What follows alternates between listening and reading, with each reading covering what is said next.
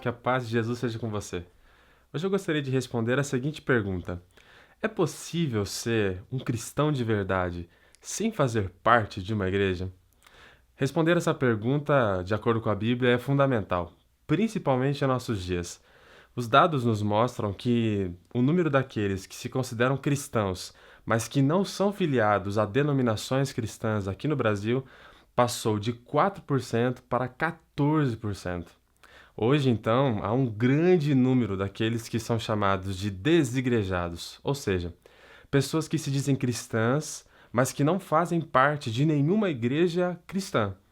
A igreja evangélica brasileira, por conta de seus inúmeros escândalos, tem produzido uma massa de desencantados com a igreja em geral. Como diz o teólogo brasileiro Augusto Nicodemos, alguns desses desigrejados simplesmente abandonaram a igreja e a fé, mas outros querem abandonar apenas a igreja e manter a fé em Jesus. Ou seja, querem ser cristãos, mas sem a igreja.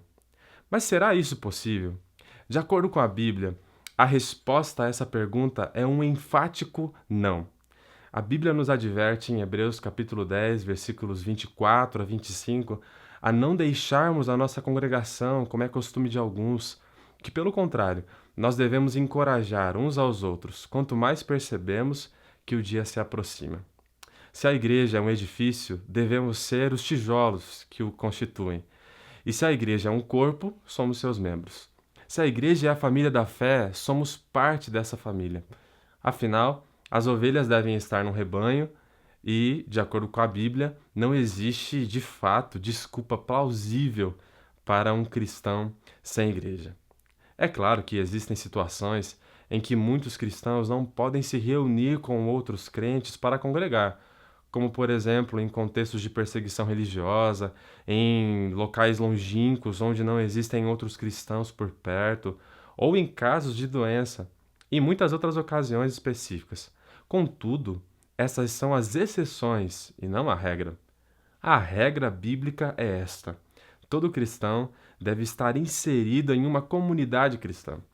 Como disse o estudioso Mark Dever, ser membro de uma igreja local não nos salva, mas é reflexo de que somos, de fato, salvos. Infelizmente, por nós vivermos em uma sociedade consumista, muitos se enxergam como consumidores e a igreja como uma prestadora de serviços religiosos. É por isso que muitos crentes vão à igreja da mesma forma como vão ao shopping.